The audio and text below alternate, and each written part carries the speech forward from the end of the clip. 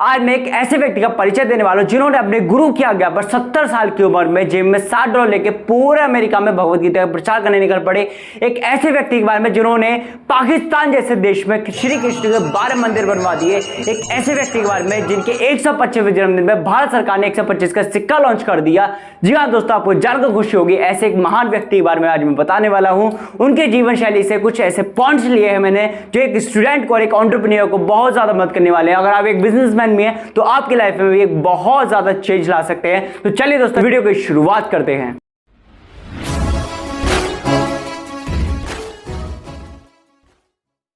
श्री अभय चरण भक्ति वेदांता स्वामी श्रील प्रभुपाद कौन है ये? आप लोग इस्कॉन को जानते हो, लेकिन इनके बारे में बहुत कम जानते हैं। 1 सितंबर 1896 में इनका जन्म हुआ बंगाल में। जब इनका जन्म हुआ, जिस प्रकार चाणक्य का जन्म हुआ था, तब इसको एस्ट्रोलॉजर ने देख के कह दिया कि यार ये व्यक्ति जो है आगे चल के बहुत बड़ा शासक बनेगा। उसी प्रकार जब इनका जन्म हुआ, एक एस्ट्रोलॉजर ने देख के बोल दिया कि ये व्यक्ति ऐसा है जो आगे चल के 108 मंदिर का निर्माण करेगा श्री कृष्ण के बड़े होकर। जब ये बड़े हुए तो 14 वर्ष की उम्र में इनकी माता जी का निधन हो गया, लेकिन ये इन्होंने हार नहीं मानी। इन्होंने 1920 में अपनी ग्रेजुएशन कंप्लीट करी स्कॉटिश चर्च कॉलेज से वहीं के। लेकिन क्या था कि उस टाइम ना ये गांधी जी के सहयोग में थे, नॉन कॉर्पोरेशन मूवमेंट थे, जिसकी वजह से इन्होंने डिग्री लेने से मना कर दिया। उसके बाद इनकी 22 साल की एज में राधा रानी देवी जी से इनकी शादी हो, विवाह हो गया। उसके बाद इन्होंने वहीं पे प्रयागराज इलाहाबाद में इन्होंने अपना फार्मास्यूटिकल का एक बिजनेस शुरू कर दिया। अब इनकी लाइफ क्या थी? इनकी लाइफ जो थी बहुत अच्छी चल रही थी, कोई दिक्कत नहीं, मजे से एकदम मक्खन लाइफ चल रही थी। लेकिन क्या हुआ, 1922 में इनकी मुलाकात हुई इनके स्पिरिचुअल मेंटर के साथ। जैसे कि बुद्धिमान लोग क्या होते हैं कि लोगों के हाव भाव जान के ही उसके चरित्र के बारे में, उसकी सोच के बारे में, उसकी शक्ति के बारे में जान लेते हैं। जिस प्रकार तालाब में बिना कूदे पत्थर डाल के उसकी गहराई को नाप लेते हैं, उसी प्रकार इनके गुरु इनसे मिलते ही समझ गए थे कि यार ये इतने समझदार है कि किसी भी नासमझ को समझा सकते हैं। उस समय इनके जो गुरु जी थे, उनका लक्ष्य था कि किसी भी तरह से भगवत गीता का प्रचार बाहर के देशों में करें, क्योंकि उस समय बाहर से विदेशों से किताबें यहाँ आ रही थी, हम लोग उनको पढ़ रहे थे। लेकिन हम चाह रहे थे कि हमारा जो रिलीजन है उसको लोग पढ़ें, जो लोग हैं बाहर के वो समझे भगवत गीता का, भगवत श्री भगवान के ज्ञान को। अब उनको कोई मीडिएटर नहीं मिल रहा था जिसके थ्रू वो बेच सके। अब उन्होंने जब इनके देखा, उनसे बात करी, तब वो समझ गए कि इनकी इंग्लिश इतनी जबरदस्त है, इतनी खतरनाक है कि सामने अंग्रेज को भी, जब अंग्रेज से बात करेंगे तो अंग्रेज को भी डिक्शनरी खोल के देखनी पड़ता है, इतनी खतरनाक इनकी इंग्लिश थी। तो उन्होंने इनको एक ये ऑफर दिया अपने प्रभुपाद जी को कि क्या तुम ये महान काम करना चाहोगे? क्या अपने भगवत गीता को, अपने कल्चर को, अपनी नॉलेज को क्या इस देश से बाहर विदेश में ले आना चाहोगे? तो उन्होंने अपने गुरु के आदेश को अपने चित्त से लगा लिया। तभी से अपने गुरु के शरण में आ गए और इन्होंने 11 साल तक उनसे शिक्षा प्राप्त करी, उनको अपने आप को प्रिपेयर करा। और साथ ही साथ ये क्या करते थे, ये संस्कृत यानी कि जो भगवत गीता थी उसको इंग्लिश में ट्रांसलेट करते आते, इंग्लिश को ट्रांसलेट करते, घर पे आते इंग्लिश में ट्रांसलेट करते आते। अब उस टाइम क्या था, उस टाइम ना तो लैपटॉप था, ना कंप्यूटर था, ना ही कोई टाइपराइटर था, कोई मशीन ही नहीं थी। उस समय क्या करते थे, अपने हाथों से मैन्युअली लिखा करते थे। इन्होंने सालों भर अपनी मेहनत से हजारों पेज लिख डाले, हजारों पेज की पूरा गट्ठर बना डाला। एक दिन क्या हुआ, जब ये अपने काम से लौट रहे थे, तब इन्होंने देखा घर पे कि भाई मैंने जो इतनी सारी अपनी लिखी थी इंग्लिश लैंग्वेज भगवत गीता कहाँ गई, कहाँ गई, कहाँ गई। इन्होंने पूरे घर में छान लिया। फिर लास्ट में अपनी वाइफ से पूछा, राधा रानी जी से, कि ये बताओ कि मैंने जो लिखी थी अपनी भगवत गीता इंग्लिश में वो कहाँ गई? उन्होंने कहा, अरे वो तो मैंने कबाड़ी को बेच दी। अब कि कबाड़ी को क्यों?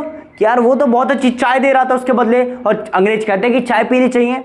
अब भाई इनका दिमाग ठनक गया यार, मतलब इतनी सालों की मेहनत उनकी, इसने कबाड़ी को बेच दी, वो भी चाय के लिए। इन्होंने अपनी वाइफ को बहुत समझाने की कोशिश करी, लेकिन इन्होंने लास्ट में उसके सामने एक ऑफर रख दिया, टी और मी, टी और मी। इनकी वाइफ ने कहा टी। उसी दिन उन्होंने अपना घर बार छोड़ दिया। उसके बाद इन्होंने कुछ सालों तक वहीं पे अपने एक रूम लेकर वहाँ पे इन्होंने खूब मेहनत से लिखा, उसको अपने भगवत गीता को ट्रांसलेट किया इंग्लिश में। उसके बाद 1950 में ये वृंदावन शिफ्ट हो गए, क्योंकि जैसे कि हम स्टूडेंट्स में क्या होता है, हमको IIT की तैयारी करनी होती है तो हम कोटा जाते हैं। क्यों? ताकि हमको फुल ऑफ कॉन्संट्रेशन मिले, एक एनवायरमेंट मिले। उसी तरह इनको पता थी कि उनको अगर अपने गोल को पूरा करना, अपने टीचर के गोल को पूरा करना, तो इनको वहाँ पे वृंदावन जाना पड़ेगा। वहाँ पे गए ये, इन्होंने अपनी नॉलेज को और एनहेंस किया, इन्होंने और बहुत अच्छे से लिखना शुरू करा, अपनी पब्लिशिंग स्टार्ट करी इन्होंने। God had is light, the science is darkness, यानी कि जो लाइट है वो गॉड है, भगवान है, नॉलेज है, असली जो रोशनी है। उसके बाद जो भी लोग नी साइंस है, जो भी अज्ञान है, वो सब डार्कनेस में यानी कि अंधेरे में छुपे हुए हैं, अभी तक भटक रहे हैं। यही चीजें खुद फॉलो करते थे, अपने शिष्यों को भी फॉलो करते थे कि नॉलेज को आगे प्रमोट करो, जो भी कुछ है वो नॉलेज को आगे प्रमोट करो। ये किसी कास्ट को, किसी भी व्यक्ति को, किसी भी गुरु को आगे प्रमोट नहीं करते थे, ये सिर्फ भगवत गीता का प्रमोशन करते थे, पूरे दिल से करते थे, सुबह शाम करते थे। 1959 में उन्होंने पूरी तरह से संन्यास ले लिया और वृंदावन में अपने हैंड राइटिंग से सिंगल हैंडेडली पूरी मैनुअली 2000 पेजेस की इन्होंने भगवत गीता ट्रांसलेट करी। उसके बाद इन्होंने 17 चैप्टर्स की 3 वॉल्यूम वाली 400 पेजेस की इन्होंने भगवत गीता एक्चुअली इन्होंने निकाली, जो इन्होंने आगे खूब पब्लिश करी। अब इनके बारे में बात करूं भाई, ये मल्टीटास्क करते, ये क्या करते थे, अपने राइटर भी खुद थे, डिजाइनर भी खुद थे, अपने डिस्ट्रीब्यूटर भी खुद थे, एडिटर भी खुद थे, कॉपी एडिटर भी खुद थे, यानी कि वन मैन आर्मी थे। जैसे कोई भी अगर स्टार्टअप करते हो आप और कोई भी स्टूडेंट हो तो भाई शुरुआत में आपको सारे काम खुद करने पड़ते, तो ये वन मैन आर्मी थे। बहुत अच्छा एग्जांपल है इनका। इनके गुरु का मिशन था कि कुछ भी करके पूरे दुनिया के कोने कोने में भगवत गीता का प्रचार होना चाहिए, भगवत गीता की नॉलेज पहुंचनी चाहिए। इनके गुरु का ड्रीम इनका ड्रीम था। इनको पता थी कि वृंदावन में रहकर इनका गुरु जी का ड्रीम कभी पूरा नहीं हो सकता, इसलिए इन्होंने वृंदावन से निकलने की सोचा इन्होंने, और इन्होंने देखा कि पूरी दुनिया में कौन सा देश है जो सबसे ज्यादा टॉप पर है। उस टाइम अमेरिका था जो देश में नंबर 1 देश था पूरी दुनिया का। उसमें भी इन्होंने देखा कौन सा शहर है, उन्होंने देखा न्यूयॉर्क शहर है, ऐसा शहर है जो पूरे देश में यानी पूरा अमेरिका में सबसे टॉप पे है। इन्होंने न्यूयॉर्क जाने की सोच लिया। इससे दोस्तों आपको ये लेसन मिलता है कि आपको अपने कंफर्ट जोन को छोड़ना पड़ेगा। अगर आपको कुछ अचीव करना तो वो कंफर्ट जोन को छोड़ना पड़ेगा। जरा इमेजिन करके देखिए, 70 साल का व्यक्ति 32 दिन की लंबी यात्रा, जिसमें इनको 2 बार हार्ट अटैक आया था, इतनी लंबी यात्रा करके गए। ऊपर से जब ये गए थे तो इनके पास मात्र $60 थे और कुछ किताबों में, कुछ बॉक्सेस में किताबें रखी थी भगवत गीता की। और इनके पास क्या था, इनके पास ना तो जैक थी, ना व्यक्ति, ना ही पैसा था इनके पास। वहां पे जब ये गए थे तो इनको कोई भी नहीं जानता था, ना ये किसी को जानते थे, ना ये कोई को जानते थे। बस ये एक चीज जानते थे कि मैं कहीं भी जाऊंगा मेरे भगवान जो है, मेरे प्रभु जो है, वो मुझे रास्ता दिखाएंगे। इन्होंने अपने उसी विश्वास पे, बस अपने भगवान पे विश्वास रखा, अपने आप पे विश्वास रखा और चल दिया अपने प्रमोट करने भगवत गीता का ज्ञान। 1965 में जब ये न्यूयॉर्क के टॉम्स्किन स्क्वायर पार्क में पहुंचे, तब इन्होंने देखा बहुत सारी पब्लिक यानी कि जो हिप्पीज थे वो वहां पर आ गए थे। एक्चुअली क्या था, जब ये वहां पहुंचे थे तो 1960 से एक वॉर चल रही थी अमेरिका में और वियतनाम में, जिसकी वजह से जो कंट्री साइड के लोग थे, जो हिप्पीज थे, वो वहां पे आके रहने लग गए। और वो हिप्पीज कैसे थे, हिप्पीज मतलब बहुत ज़्यादा, मतलब जो काम आदमी घर पे करता था, यानी खाना पीना सोना सब कुछ, वो रोड पे खुलेआम करते थे। इवन सेक्स भी वो खुलेआम करते थे, बिल्कुल भी शर्म नहीं थी उनके अंदर। जब उन्होंने प्रभुपाद जी ने देखा कि ये जो हिप्पीज हैं ये अभी होपलेस हैं, अगर मैं इनको हैप्पी कर दूं तो हो सकता है कि मेरा काम बन जाए, क्योंकि उस टाइम क्या था, पूरी अमेरिका की सरकार जो थी वो हिप्पी से परेशान थी। उन्होंने देखा कि मैंने अगर हिप्पीज को कंट्रोल कर लिया, हैप्पी कर दिया, तो ये मेरे कंट्रोल में रहेंगे। और जब ये कंट्रोल में आ गए तो अमेरिका भी इनके कंट्रोल में आ गया, और अमेरिका कंट्रोल आ गया तो भाई पूरा नंबर 1 देश था उस टाइम, तो अमेरिका जब पूरे कंट्रोल में आ गया तो पूरी दुनिया इनके कंट्रोल में आ जाएगी। अब इन्होंने यही प्लान किया, यही इन्होंने सोच के क्या किया, वहां पे आगे सीधे रूल नहीं करा उनके ऊपर, उन्होंने कहीं वहां पे डायरेक्शन नहीं दी। इन्होंने क्या किया, वहां हिप्पीज के जाके एक पीआर यानी कि जो पब्लिक रिलेशन है, इन्होंने वहां पे आके बिल्ड किया। अब यहाँ से एक चीज़ आपको भी क्लियर होती है कि आप चाहे स्टार्टअप करो या स्टूडेंट हो या फिर आप कोई भी व्यक्ति हो, आपको ये अंदर एक स्किल होनी चाहिए, वो होती है पीआर यानी कि पब्लिक रिलेशन। आपको पब्लिक के साथ रिलेशन बनाना चाहिए, किस तरह आप उसके साथ रिलेशन बना सकते हो, किस तरह आप उससे बातचीत करके उससे एक कनेक्शन, एक बॉन्ड बिल्ड कर सकते हो।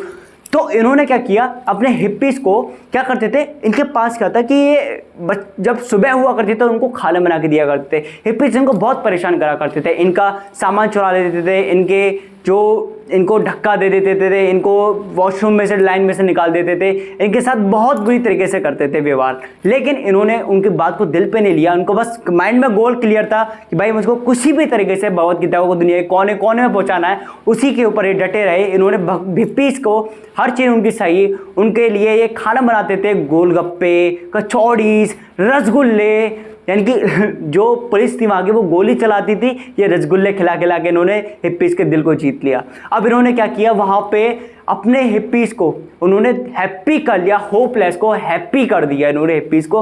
उसके बाद इन्होंने वहाँ पे 10,000 लोगों की अपनी टीम बना ली, उन्होंने 10,000 अपने ऐसे डिसिप्लिन बना लिए जो बहुत अच्छे तरीके से परफेक्ट हो गए थे, जिनको इन्होंने अच्छे से टीच कर लिया था। इन्होंने 10,000 ऐसे लीडर बना लिए जो लीडर्स ऑफ लीडिंग लीडर्स बन गए, यानी कि ऐसे लीडर्स बन गए जो आगे लीडर्स को भी लीड कर सके। इन्होंने क्या किया, फिर उनमें से आगे लोगों को प्रचार करने के लिए भेजते गए। जब इन्होंने देख लिया कि अच्छे से पक्के, जो घड़ा पक्के एकदम कच्चे से पक्का हो जाता है ना, मजबूत टनक वाली आवाज आती है, जब इन्होंने देखा कि इनके शिष्य एकदम टॉप लेवल के टीचर बन चुके हैं, लीडर बन चुके, तो उन्होंने क्या किया, अपने शिष्यों को दूसरी कंट्रीज में आके भेजना शुरू कर दिया कि तुम जाओ वहां पे आके प्रचार करो। आपको जानकर हैरानी होगी कि 1965 में इन्होंने अमेरिका में कदम रखा था और मात्र एक साल के अंदर इन्होंने 1967 में इन्होंने इस्कॉन को बिल्ड कर लिया, यानी कि Indian society for Kristo consciousness को इन्होंने खड़ा कर दिया। ये जो इस्कॉन है, इसके आज के टाइम पे 600 से ज्यादा सेंटर्स है पूरे दुनिया में, और इसने आज कुछ ही सालों के अंदर 6 कॉन्टिनेंट्स के अंदर 108 मंदिर बनवा दिए, और पाकिस्तान के अंदर इसके आज 12 मंदिर हैं। और इसने जो इनका ड्रीम था कि भाई दुनिया के कोने कोने तक इनको भगवत गीता को प्रमोट करना है, पहुंचाना है, इन्होंने इस्कॉन ने आज तक, यानी कि एक सर्वे किया गया कि जब से ये ओपन हुआ 1966 से 2014 तक, इन्होंने लगभग 500 मिलियन इन्होंने बुक्स भगवत गीता को डिस्ट्रीब्यूट किया है। तो इतना बड़ा इन्होंने योगदान दिया हमारे इंडियन कल्चर को पूरे में फैलाने का। एक बार एक इंटरव्यूअर आया, उसने कहा कि जो इंडिया है वो हर साल एक ना एक नया गॉड लॉन्च कर लेता है, तो आप भी कोई एक गॉड हो? अब उसका इन्होंने बहुत अच्छे से जवाब दिया प्रभुपाद जी ने, आप भी सुनोगे तो होश उड़ जाएंगे। उन्होंने कहा कि मैं कोई भगवान नहीं हूं, मैं उनका नौकर हूं। अब वो जो रिपोर्टर था बहुत ज्यादा शॉक्ड हो गया कि ये क्या कह रहा है, भगवान की अपने आप को नौकर बता रहा है। दुनिया में सब लोग आते हैं भगवान बोलते हैं, ये कह रहा नौकर है। फिर उन्होंने कहा प्रभुपाद जी ने, मुझे क्षमा करो, मैं नौकर भी नहीं हूं। रिपोर्टर हैरान, अरे नौकर भी नहीं है, ये नौकर नहीं है तो कौन है? नौकर नहीं है, मैं नौकर बनने की कोशिश कर रहा हूं। उन्होंने अब इन बातों को समझा रिपोर्टर ने कि भाई रियल ऐसा व्यक्ति है जो रियल में किसी चीज़ को आगे मन से लेके आया। ये कोई पॉपुलैरिटी के लिए नहीं, कुछ भी नहीं है। अपने आप को हमेशा इन्होंने पीछे रखा है, सिर्फ और सिर्फ श्रीमद् भगवत गीता को इन्होंने हमेशा आगे रखा है। तो इन्होंने हमेशा अपने आप को प्रमोट नहीं करा, इन्होंने हमेशा भगवत गीता की नॉलेज को प्रमोट किया है। पंचुअलिटी की बात करिए तो प्रभुपाद जी इतने ज्यादा पंचुअल थे कि आप ये मान के भाई हैरान हो जाओगे कि 24 घंटे होते हैं इंसान के पास, उसमें से 22 घंटे ये सेवा करते थे और मात्र 2 घंटे सोते थे। रात को 10 बजे सोते थे और 12 बजे, करेक्ट 12 बजे उठ जाते थे। इतने ज्यादा पंचुअल थे, दिमाग में ऐसा अलार्म फिट था कि रात को सोए 10 बजे, 12 बजे उठ गए। उसके बाद 12 बजे उठने के बाद ये क्या करते थे, एक पूरे 12 बजे से लेकर 4 बजे तक रात को अपने बुक को ट्रांसलेट किया करते थे। इतने ज्यादा पंचुअल थे। ऊपर से इनका टाइम मैनेजमेंट की बात करूं भाई, सुपर टाइम मैनेजर थे।